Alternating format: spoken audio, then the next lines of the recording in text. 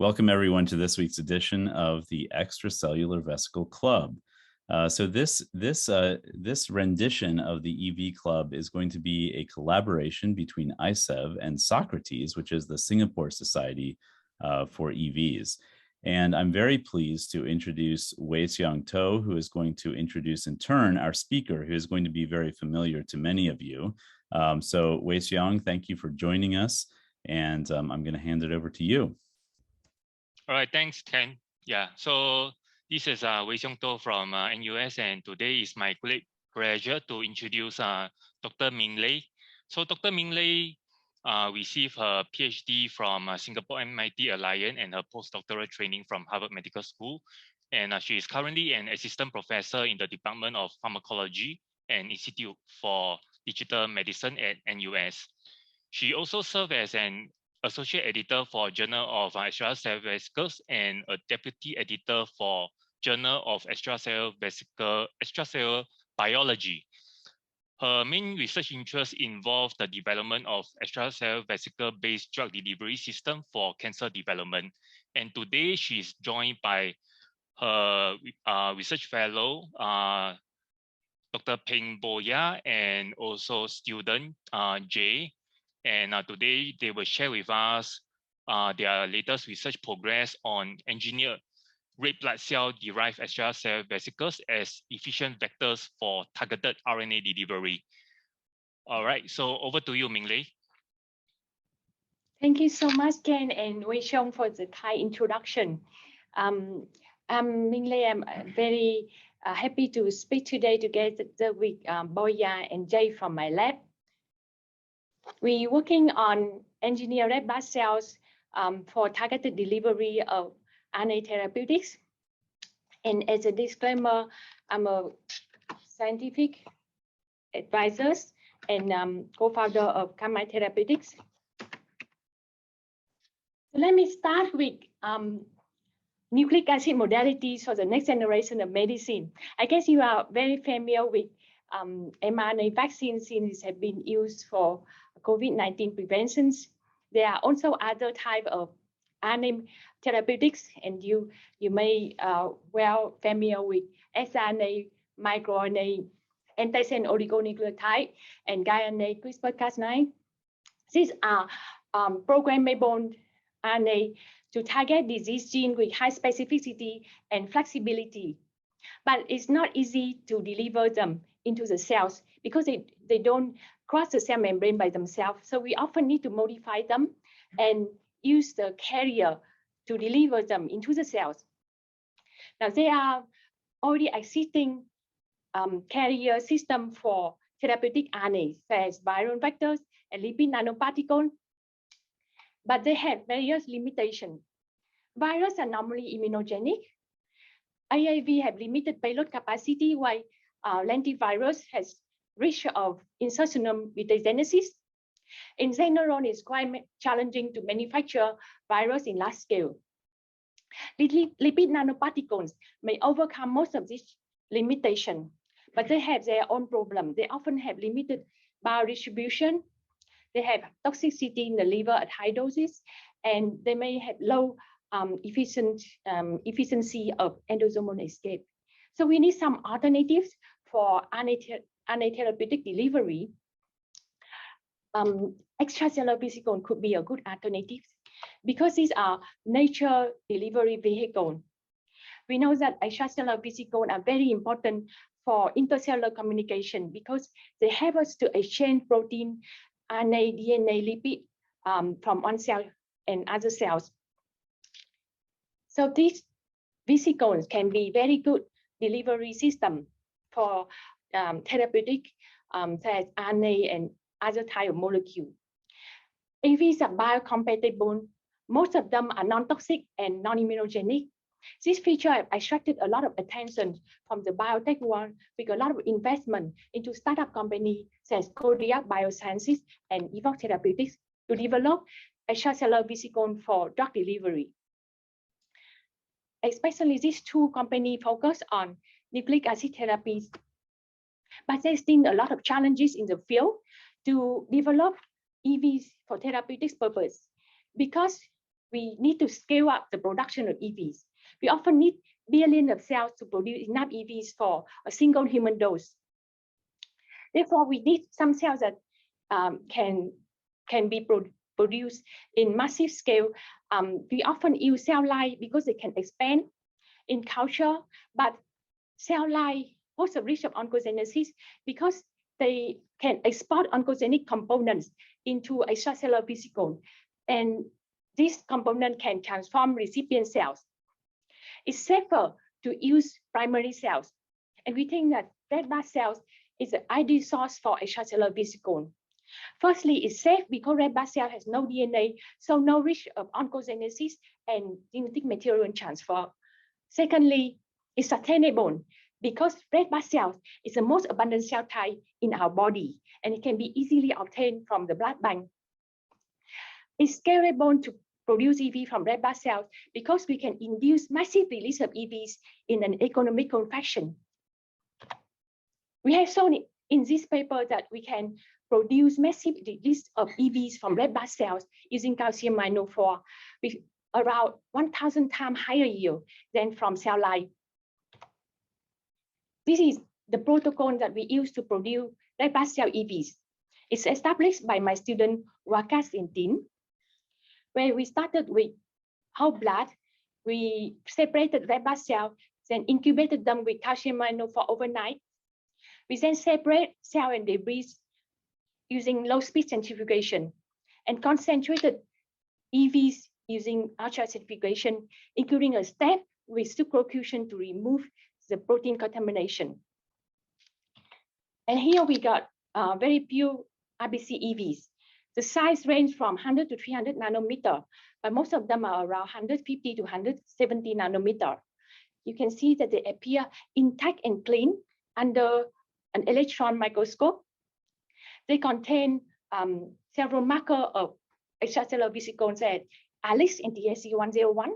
They have a lot of protein from red blood cells as hemoglobin, glycophorin A, and stromatin. We can load EVs with RNA using electroporation. This is a traditional method. And in this paper, we use this method to start with. Where we loaded EVs with an antisense oligonucleotide against an oncogenic microRNA of MIR125B. So by suppressing MIR125B, we can suppress tumor growth in a breast cancer model. In this experiment, we injected EVs with ASO directly into the tumor. And you can see a clear effect here. But we can also deliver EVs in a systemic manner by IV injection of EVs. In this leukemia model, we could use this method to deliver ASO in the EVs and suppress the tumor growth in this leukemia model. So this study suggests that we can use RBC EVs for robust delivery of therapeutic RNA in a scalable and safe manner. And we observed that the EVs are taken up by different organs. Here, when we label the EVs with fluorescence, we observed that they are taken up a lot by the liver, stomach, intestine, spleen when we injected them IP. They are taken up also by multiple cell types in each of these organs. So how do we make this uptake more specific so that they can accumulate more in the target cells and other cells? Therefore, we thought of using some conjugation method to add targeting moiety onto the EV surface. Traditionally, there are methods to modify the host genes to produce EVs with this targeting moiety. But red blood cells are not suitable for genetic engineering because they do not have the nucleus, they don't have DNA. So we have to modify EVs after we isolate them from red blood cells. There are also methods for lipid insertion, chemical conjugation, and affinity-based interaction to conjugate EVs. But this has various limitations. Therefore, we developed our own method to modify EVs using an enzyme called protein ligase or OAP ligase. This method allows us to conjugate EVs with peptide and antibody for targeted delivery so that this EV could bind to specific receptor. For example, here, we have a peptide targeting EGFR. We added a ligase binding site so that a ligase could act on this peptide and create a covalent bond between the peptide and GL on membrane protein on EVs. With this, we could obtain about 380 peptides per EV. This covalent bond is very stable. And the method is very gentle. It doesn't affect the EV properties. It's also very efficient. So with the EGFR targeting peptide, we observe an increased accumulation of EVs in the lung of mice that has EGFR positive lung cancer. When we loaded these EVs with pancreatic cells, we observe an increase in treatment efficacy when the EV was targeted to EGFR expressing cells in the lung cancer model. So now we're trying to improve this method further to increase the conjugation efficiency and conjugate antibody with higher copy number. And we also try to load RNA into the EV at higher efficiency. So in this paper that we published in Theranostics this year, we describe a better method, some improvement in coupling surface modification of EVs and RNA loading for therapeutic delivery, and also with some therapeutic peptide. And this paper was written by Jayasingh Migara, Marco Pirisinu, and Yuki Yang in my lab. Today I have Jay here with me. He's a PhD student in my lab. Actually, he's a first-year PhD student, but he has several very excellent papers because he has worked in our lab as an undergraduate student for a long time. And he has also won the Young Investigator Award from ISEV last year. So now, please welcome Jay. Thank you, Dr. Le. For this project, we actually wanted to target CXCR4, which is a commonly overexpressed marker in CXCR4 in leukemic cells. So we utilized a cyclic T140 peptide known as T140. And what we found out early on in our experiments was that the T140 peptide was ligated much more efficiently than the linear peptides that we previously had been using in our studies.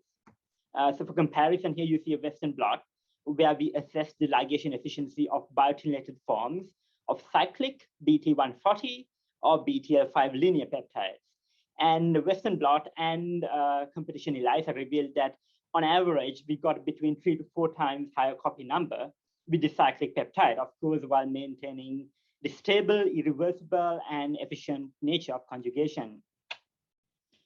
We also wanted, thus far, we had never assessed our ligation efficiency on a single EV resolution.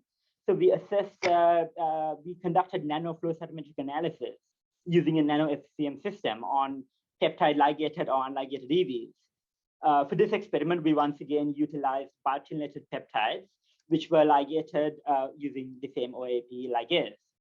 And we stained them using spectridine 488 and analyzed ligation efficiency using the nano FCM system. Of course, you see on the 2 plots on the left, we have the reagent control and PBS only. You don't see any distinct EV population.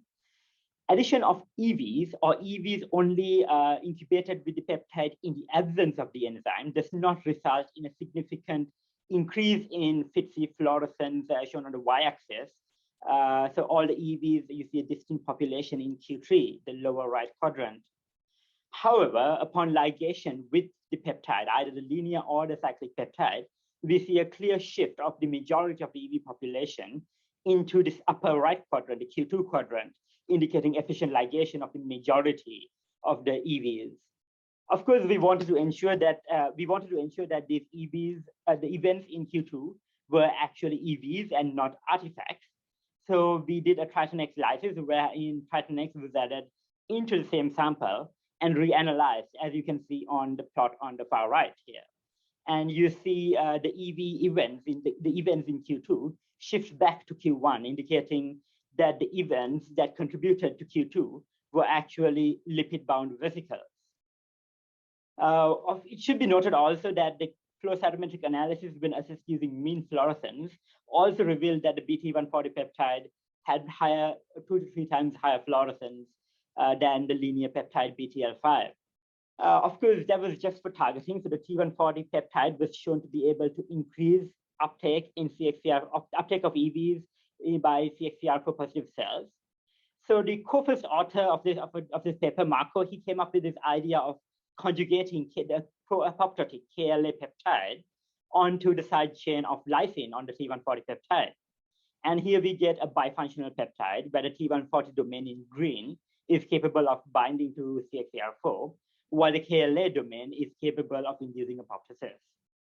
And when we conducted an NXN5PI apoptosis assay on CXCR4 positive MOLM13 cells, we see that not only are the EVs taken up higher, the T140 or T140 KLA peptide ligated EVs taken up more by these CXCR4 positive cells, but it leads to the increased delivery of the KLA peptide to these cells, resulting in increased apoptosis, as evidenced by the increased NXN5 signal shown here. Moving in vivo, we were also able to demonstrate that the bifunctional T140 KLA EVs resulted in greater suppression of AML progression, here shown using a MOLM13 xenograft, as compared to either of the monovalent peptide ligated EVs, either T140 EV or KLA EV. And a similar effect was shown on survival of the same MOLM13 xenografted mice, wherein the bifunctional peptide resulted in improved survival of the MOLM13 xenografted mice. Of course, thus far, we have only been conjugating peptides, and peptides are, for the most part, limited in functionality and versatility. So for this, we want to solve this problem. We wanted to see if we could conjugate antibodies, which would afford a degree of versatility. So we developed this conjugation approach wherein we still started off by ligating a biotin-related peptide onto the EV using the same enzyme, which we followed up by sequential incubation with streptavidin, a tetrameric protein, and a biotin-related antibody of choice. And what we see here is that the tetrameric streptavidin is able to bind both the biotin on the EV and biotin molecules on the antibody which we want to be conjugated on the EV. And of course, streptavidin is one of the most stable interactions, and this results in stable, almost irreversible conjugation. And we did quantify the copy number of various antibodies, monoclonal antibodies, and VHHs or single domain antibodies. And depending on the nature of the antibody, we get between 280 to 330 copies of antibody per EV. We also assessed the conjugation efficiency of monoclonal antibodies onto the EV using single EV flow cytometric analysis, once again, using a nano-FCM system, and confirmed that we were able to efficiently conjugate antibodies to the majority of the EV population. Of course, in addition to maintaining stable and efficient and site-specific conjugation, what is important here is that this approach is versatile, in that this biotin-related antibody can be replaced with any protein, a biotin-related protein of choice.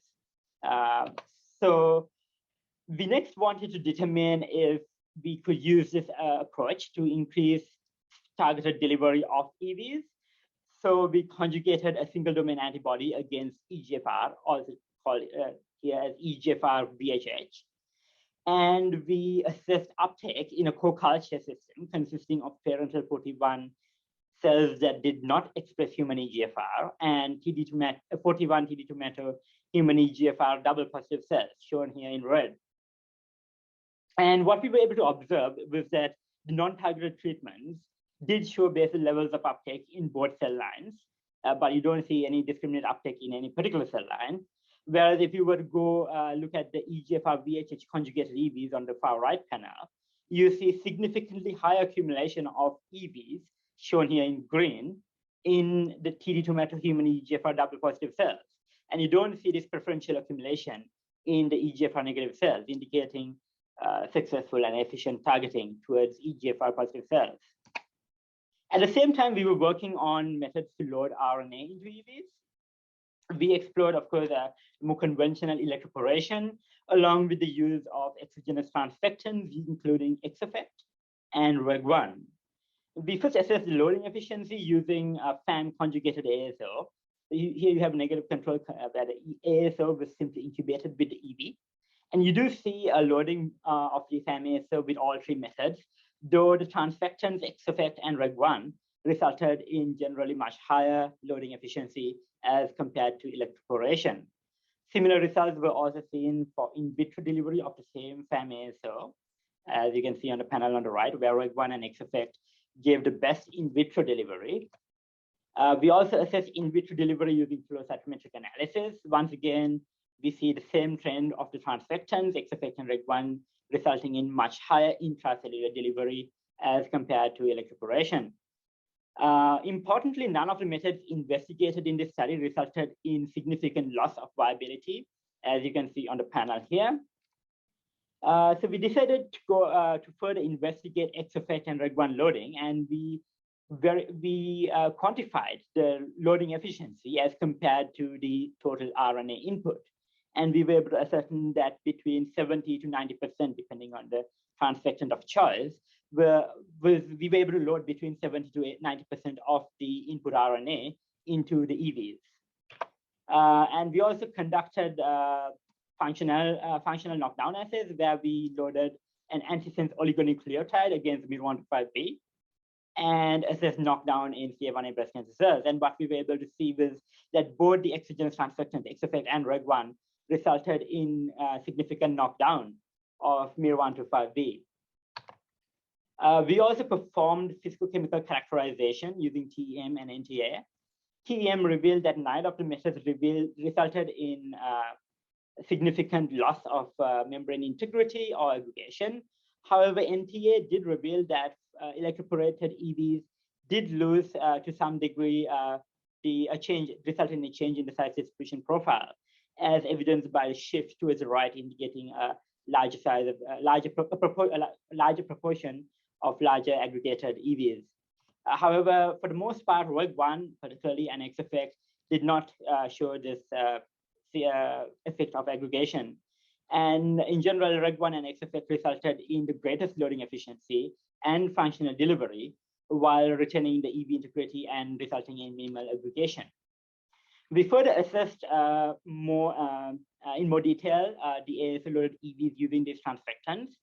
So here we quantified the absolute number of RNA molecules loaded per EV using REG1. Here, using RT-qPCR on native page, we were able to confirm that we got an estimate of between 450 with RT-qPCR or 510 molecules of RNA on average per EV. We also conducted single EV flow cytometric analysis.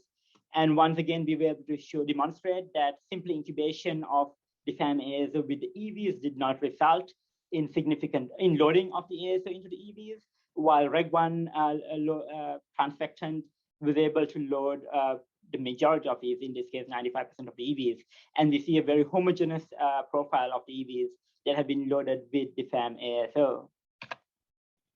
So once we had developed the targeting approach and RNA loading approach, we combined them. And here we conjugated EVs with a VHH, a single domain antibody against EGFR, and loaded them with DGFP siRNA and assessed a knockdown efficacy using a CA1A DGFP cell line. And here you do see a minor level of knockdown of DGFP in the CA1A cells with non-targeted or control EVs. However, it is only in the presence of EGFR targeting do you see almost complete knockdown of the DGFP reporter, indicating that this platform in combination is able to result in the increased delivery of functional RNA cargo into cells.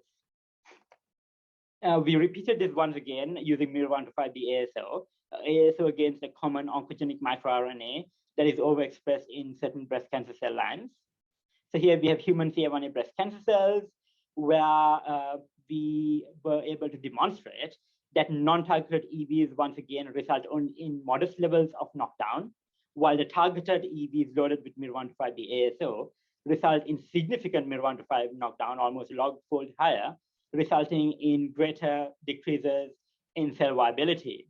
It is important to note here that EVs loaded with NC-ASO using the similar transfectant, or EVs simply incubated with the ASO, or the ASO simply incubated with REG1 only in the absence of EVs, was unable to demonstrate significant knockdown or loss of viability.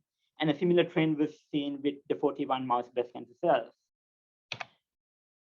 Moving in vivo, we wanted to utilize a breast cancer model which metastasized to the lung. And we aim to deliver the EVs intratracheally. So we first verified this method of the EV delivery. We labeled EVs with CFSE, administered them into a mouse, and sectioned the mouse lung and ascertained the level of the permeation of the EV through the lung and how well the EV was able to reach the different extremities of the lung. And we see quite a homogeneous distribution for the most part, with quite a significant level of coverage, up to 20%, even in the lower extremities of the mouse lung. We next wanted to verify our targeting approach in vivo. So we established a 41 T2 human EGFR xenograft allograft in the mice, where the cells were injected intravenously, wherein they were able to metastasize to the lung and form micrometastases. And a few 2 days later, we administered CFSE-labeled EVs intratracheally with or without the EGFR VHH. And what we were able to observe was that we see significantly high colocalization of the green EV signal shown here with the red TD2 matter reporter from the tumor cells, only in the presence of the targeting EGFR VHH conjugated on the EV, indicating that our targeting approach is in fact functional in vivo. We also did a single experiment to determine if a similar effect could be observed for functional knockdown.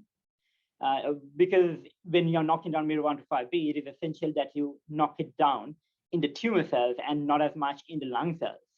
So here we administered miR-125B ASO-loaded EVs with or without targeting to mice bearing 41 TD2 metahuman EGFR allografts.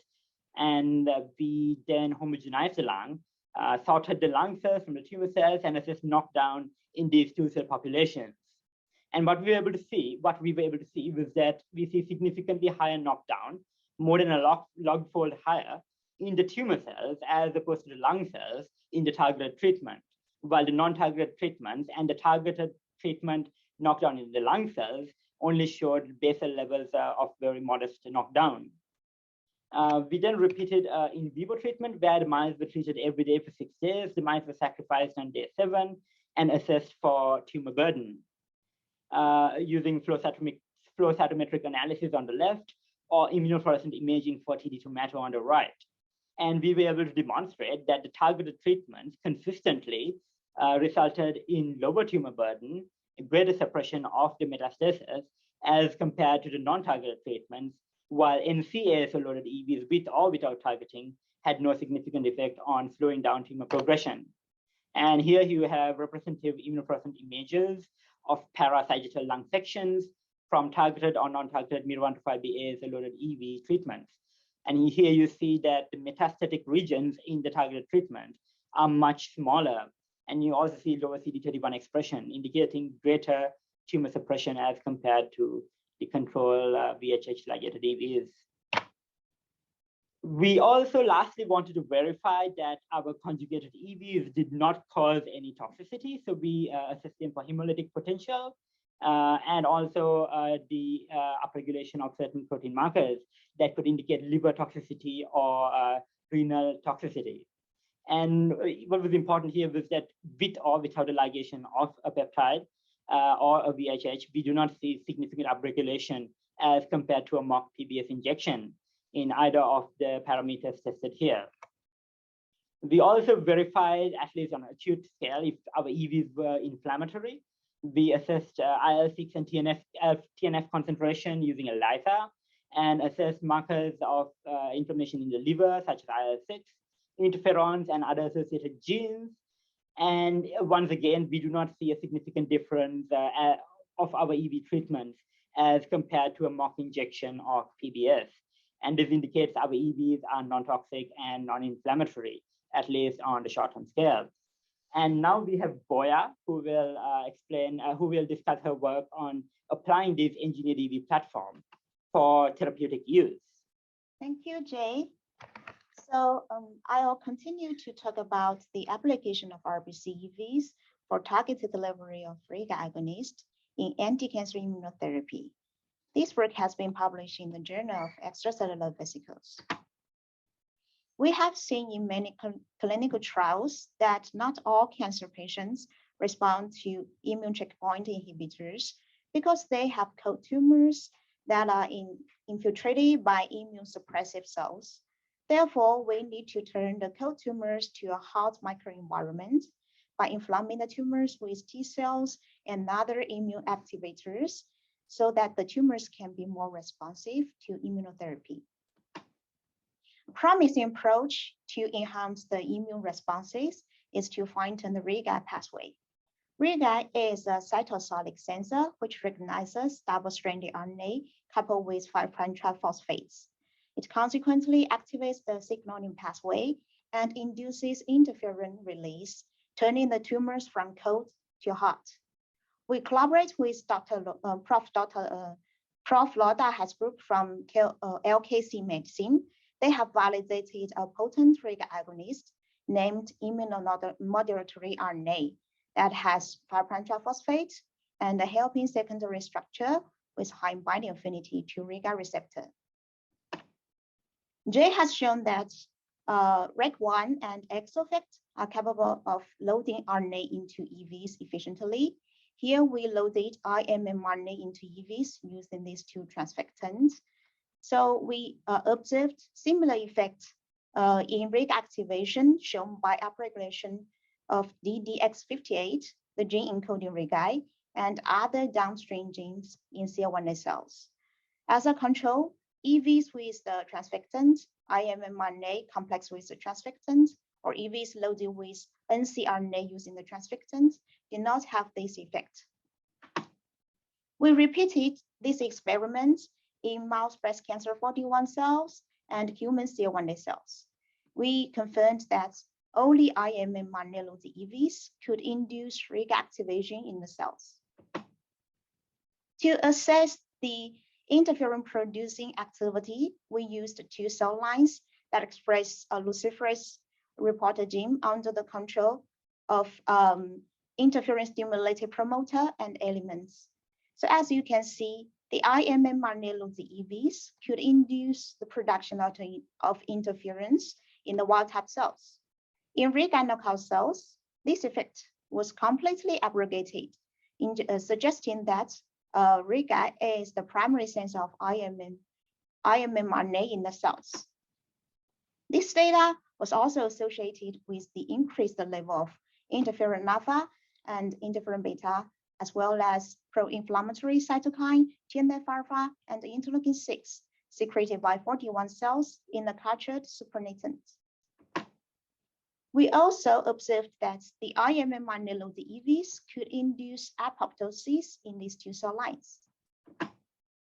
In addition to IMMRNA, we developed another REGA agonist.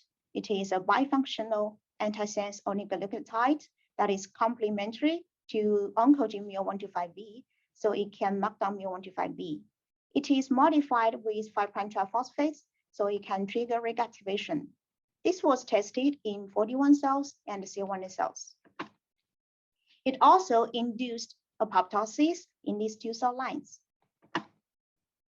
To validate the effect of IMMRNA loaded EVs in breast cancer in vivo, we used an autotopic cancer model by injecting 41 cells in the mammary fat pad of RBC mice. We treated the mice with IMMRNA loaded EVs intratumorally every 3 days. We found that the treatment effectively suppressed the tumor growth by triggering REGA activation in the cells and inducing cell apoptosis in the tumors shown by tunnel assay. It also increased the infiltration of immune cells into the tumors, including neutrophils, natural killer cells, macrophages, dendritic cells, and T cells, particularly CD8 T cells, suggesting the shift of the tumor microenvironment from cold to hot. We observed the same effects of the bifunctional ASO-loaded EVs in the mouse breast cancer model. The bifunctional ASO functioned as a MIL155B suppressor and an immune activator, showing potent effects in tumor suppression. We have shown that RIG agonist can be delivered by RBC EVs to primary breast cancer cells, where they trigger RIG activation and induce interferon release, therefore enhancing anti-tumor immunity. On the other hand, metastasis is responsible for the vast majority of breast cancer patient deaths. To treat metastatic breast cancer, we applied the EV surface functionalization approach, as Jay introduced, to conjugate EGFR nanobody onto EV surface. As you can see, the conjugation of EVs with EGFR nanobody increased the delivery of IMM-RNA to EGFR positive cells to trigger RIG activation. To validate the targeted delivery of EVs to metastatic breast cancer, 41 cells expressing EGFR were injected in the tail vein and then colonized in the lung. We delivered CVC labeled EVs directly to the lung through intrapulmonary administration. So as you can see, the conjugation of EVs with EGFR nanobody promoted EV uptake by tumor cells. The EVs were also taken up by other cell types. However, there was no change in the uptake rate. We subsequently treated lung metastasis using IM-RNA-loaded EVs through intrapulmonary administration. As a consequence, the IMM-RNA-loaded EVs effectively suppressed the percentage of tumor cells and metastatic area in the lungs, especially when the EVs were conjugated with EGFR nanobodies. That is due to the activation of RIG pathway and induction of cell apoptosis in the lungs, as well as the increased immune cell infiltration. Surprisingly, we found an elimination of alveolar macrophages due to the treatment of IMM-RNA. Alveolar macrophages serve as the primary recipient cells of EVs in the airway. The depletion of alveolar macrophages would pave the way of EVs to reach tumor cells more easily, therefore enhancing anti-tumor efficacy.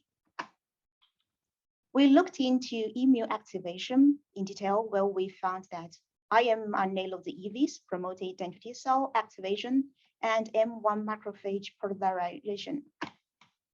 In addition, IM-RNA-loaded EVs, especially the EVs conjugated with EGFR nanobody, potentiate CD8 T cell activity by upregulating CD69 and granzyme B in the cells. It also augmented the production of interferon gamma, which is associated with a significant increase in cytotoxic T cell activity. To conclude here, the EGFR targeted RBC EVs deliver IM-RNA to metastatic breast cancer cells to trigger RIG activation and induce interferon release, thereby activating effector T cells to produce granzyme B and interferon gamma to kill the cancer cells. Please let me summarize what we have presented today. We have demonstrated that RBC EVs are safe, efficient, and scalable carriers for RNA therapeutics. These EVs can be conjugated with peptides and nanobody or other antibodies using protein ligase that creates stable covalent bonds. The conjugation helps us to increase the specific uptake of EVs by cancer cells in vitro and in vivo. This EV can be loaded with RNA using REG1 or exofec, and we can use it to deliver RIG-I agonists to cancer cells for activation of RIG-I and increase the immune responses against cancer progression. We can also incorporate antisense oligonucleotide sequence into the RIG-I agonist for oncogene knockdown. With this platform, we are developing therapeutic RNA delivery for several types of cancer, such as leukemia, lung cancer, breast cancer. We also treat cancer cachexia, and we target viral RNA for COVID-19 treatment. Please take a look at our paper that we have published on this topic. And with that, I would like to end here and thanks my research group and all the alumni, as well as our collaborator in Singapore and overseas, as well as all the funding agency who support our research. Thank you, and I'm happy to take any question. Thank you, Minh. Thank you, Minh, Jay, and also Boya for sharing this very exciting talk. And I just want to start off with the questions in the chat box. And just feel free to, if you have any further questions, you can also key into the chat box. So maybe I will just start off with the question from En Yu. So can you share with us what is the volume and cell number of the input RBC for the RBC EV production? That's a good question. So when we use RBCs, we actually get the whole unit of blood that is around 450 ml, and that provide us about 10 to the power of 12 cells, or like 1 billion cells, right? For 10 to the power 12 is no, it provide 10 to the power 14. I mean 10 to the power 14 particles or EVs. All right, so that is really a lot of EV that could be generated from the RBC. And moving on to another question from Oscar. Could you please elaborate on REC1 and why is it this much better than electroporation for loading? We don't have the exact chemical composition of REC1. It is produced in Kamin Therapeutics, and we have a collaboration with them to test this REC1. We also use exofec, and I think they are quite similar in the efficiency, but because exofec is also a commercial reagents from system bioscience, so we don't have information about the nature of exofec. So we don't have this information to provide, but you can try this by yourself, and I think they work quite well. All right, so the REC1 and also the exoflex, those are the commercial reagents, right? And Yes, yeah. Based on your data for transfection, they are better than electroporation. Yes, so I think they are better than electroporation because they don't lead to aggregation of EVs or very little aggregation compared to electroporation.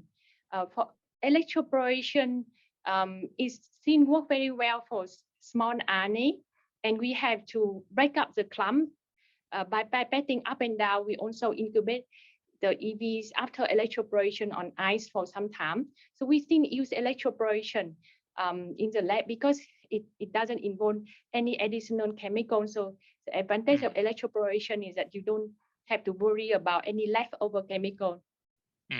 But the REC1 and exofec can load more RNA into EVs, and it seems to mediate delivery better. I see. Yeah. So the next question is quite interesting. So could you comment on the effect of the EGFR targeting RBC EV on non-tumor cells that also express EGFR? That's a good question. I mean, we have in our data show that the EVs are still taken up by other cells and other organs, but to the lesser extent. So when we have EGFR targeting, we can see an enrichment in the lung with lung cancer that has EGFR positive cells, right? I think maybe Jay can tell you more about the data in his paper that has more analysis of the cell type.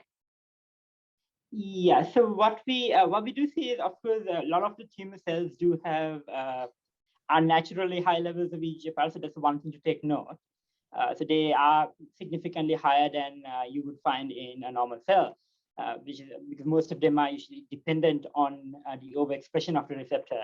But what we also see is, like, at least in the model that we use here, our nanobody is specific for human EGFR. So that's one thing to take note of the data here. The single domain antibody is very specific to human EGFR, and it cannot recognize mouse EGFR.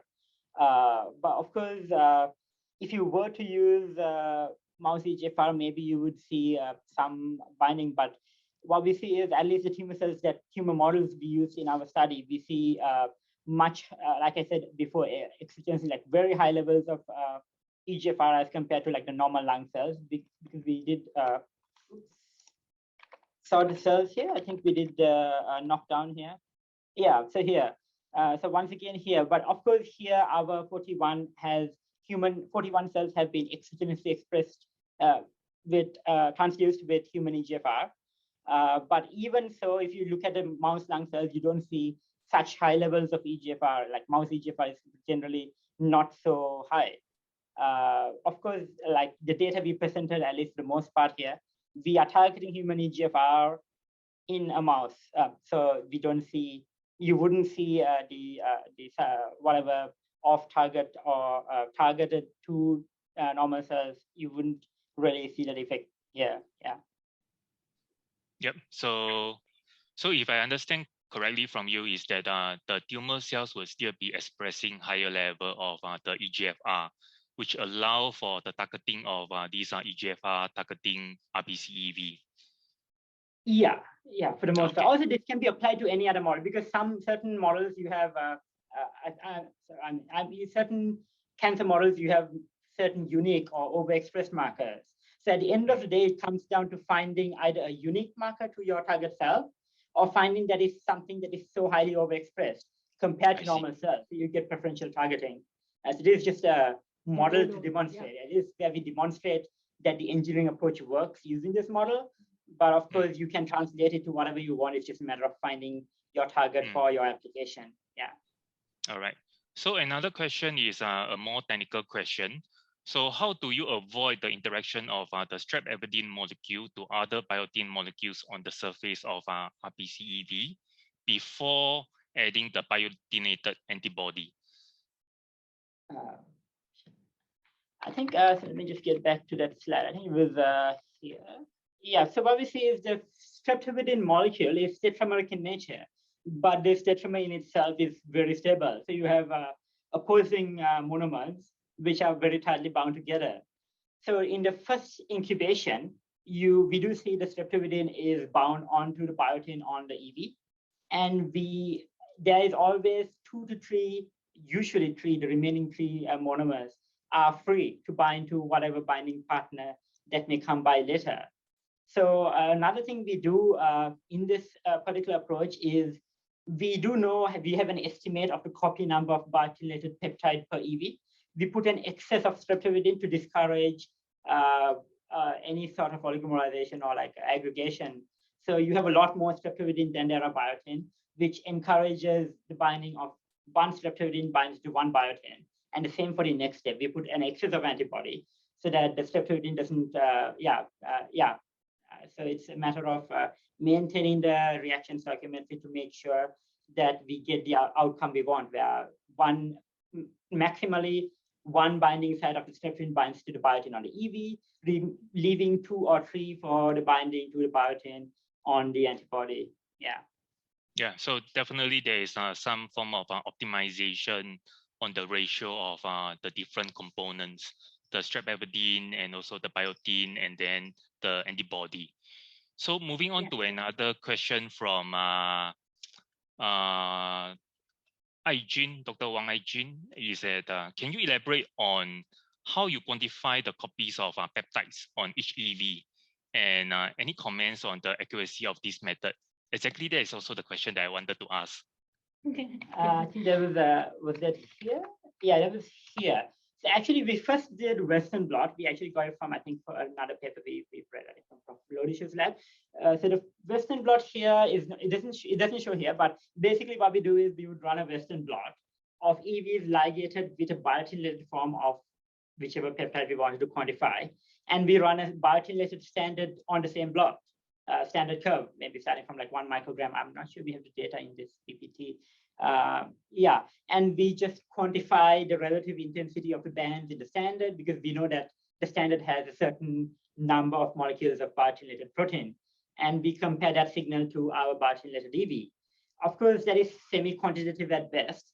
So actually, I should have labeled this. The graph on the middle here, this histogram, this shows this is completely linear. So actually, when we submitted the paper, we repeated the experiment again more quantitatively, where we did competition ELISA to quantify the biotin, because most of the peptides have only one epitope tag, so we can't use sandwich ELISA. So we ended up doing competition ELISA and quantify the copy number of biotin-related peptide in ligated EVs. Yeah, so both of the estimates do agree for the most part. We get between 300 to 400 for the TL5 and 1,200 to 1,400 for the T140. So is there also the method that you use to quantify the antibodies? For antibodies, it was much simpler. Antibodies have multiple epitopes. So I think for this experiment, this one, we use sandwich ELISA. It's much simpler. So we like the EV, do sandwich ELISA, and quantify how much antibody was conjugated on the EV. I see. Okay. So another question from Zhong Wei. So congrats. And so his question is, do the EV surface modification affect the half-life of EVs in vivo? And any limit for the extent of modification to avoid any form of immunogenicity? So for the most part, at least in terms of immunogenicity on the short term, we didn't do long-term studies. All our immunogenicity studies were done 24 hours at the most. Of course, we are injecting human EVs into mice, so we didn't go beyond 24 hours. But within 24 hours, with or without a peptide or VHH, we do not see any upregulation detectable either in the liver, expression of mRNA in the liver, or secretion of inflammatory cytokines in the serum. The other question was if it on the half-life. We haven't directly tested in this particular study, but we have done it before in our JV paper some time back, where we actually utilized the surface modification approach to increase the half-life. So we were able to ligate a self-peptide, and we saw that upon ligation of the self-peptide, we are able to increase the half-life of the EVs. Let me explain a bit more. The self-peptide is a fragment of CD47, which is a don't eat me signal. And that's how we can avoid macrophage recognition. In the JAV paper that we published last year, we showed that when we conjugated EVs with this peptide, we can increase the half-life of the EVs by a few minutes. So it's still very short because the EV are cleared very quickly by the system, the macrophage in the body, and we're still looking for methods to increase this half-life. For the immunogenicity, we have tried to use mouse EVs in mice, and we didn't observe any problem with that. With protein on the surface of EVs, we will need to make sure that these proteins are not immunogenic. So when we apply that to clinical trial, we need to have human protein, humanized antibodies. I see. All right. So another question from Norman. Does the recipient of RBC-EV has to have a matching blood type with the donor? That's an interesting question. Yes, that's interesting. I think, yes, we do need to match the blood types, just like we do blood transfusion, because there are antigens on the surface of EVs. We usually use O- plus to make sure that they universal, but there's still other type of blood. So I think we had to apply all the rules in blood transfusion to avoid any cross reactions, any immunogenic problem. I see. So another question from Wang. Notice that the RBCEV contains hemoglobin, and the human monocyte cells, THP1 cells cultured with RBCEV, also detected hemoglobin. So can you elaborate on whether or not the RBCEV cause iron overload? Does it cause any form of iron overload? We haven't observed any iron overload in our experiment because the amount of EVs that we injected is quite moderate in it doesn't show any toxicity in terms of iron. We have checked the spleen and the liver. So when with the positive control is that if we inject RBCs at the large volume, we can see iron overload because RBC has a larger volume, right? But RBC EVs are very small. So with the amount that we injected in the mice, we don't observe any problem in the spleen and liver with iron overload. All right. So before I go on, yeah, Ken. So do we still have time to go on, or? Yeah. Let's continue. Okay. Thank so you for all the questions. all right. Okay, you, because Ken. we still have a few questions. Yeah. So yes. Moving on, another question. Can you please give your point of view about the future direction of EV-based therapy and the obstacles that need major attention? I think it's very promising to apply RBC EVs for gene therapy, and that is what Kamin Therapeutics is developing. That is why we work with the industry to translate this research. I can only tell that in Kamin Therapeutics, RBC EV is used to deliver DNA with larger size than what we are using here. And this could deliver genes that replace disease causing genetic mutation, and therefore it can be a good therapeutic approach to treat rare diseases with genetic problem. For us, we develop a lot of RNA therapeutics for cancer, and this could be quite useful because we can target any gene using antisense oligonucleotide or siRNA, so we can make it very flexible. We can adapt to new mutation. We're also targeting RNA in COVID-19, SARS-CoV-2, so that we can change this sequence whenever the virus have new mutation.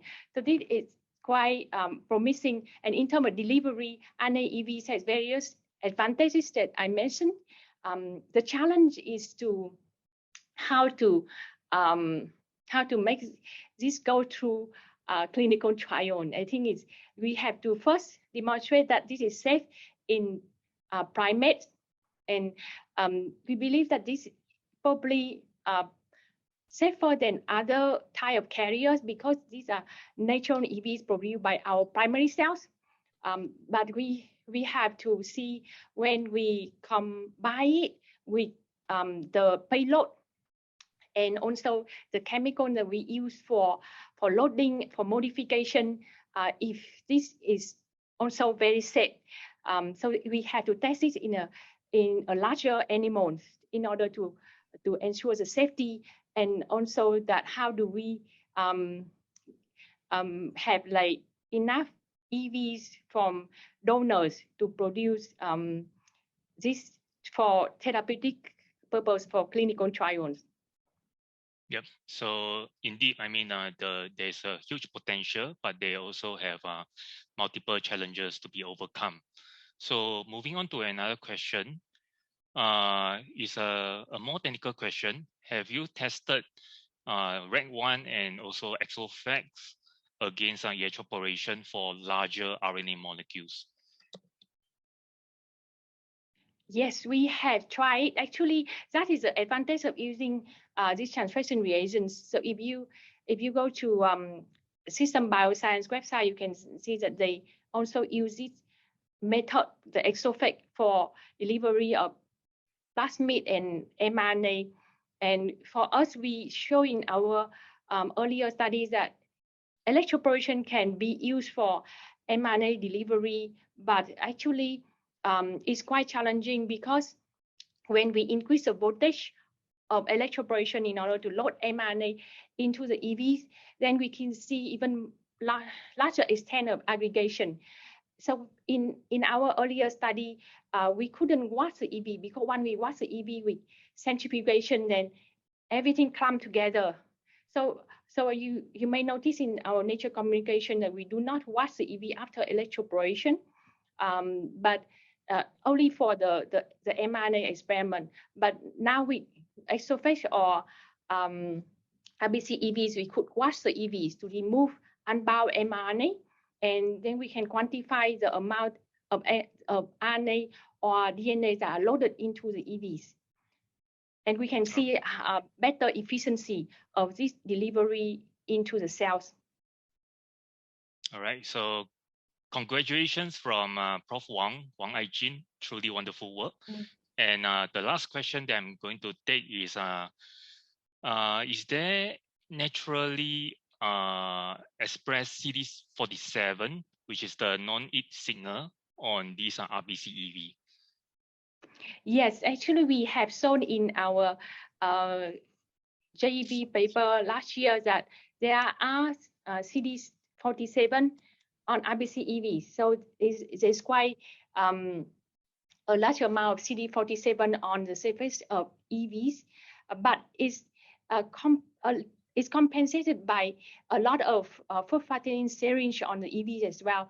That's why this CD47 as don't eat me signal had to compete with the eat me signal from phosphatidyl serine.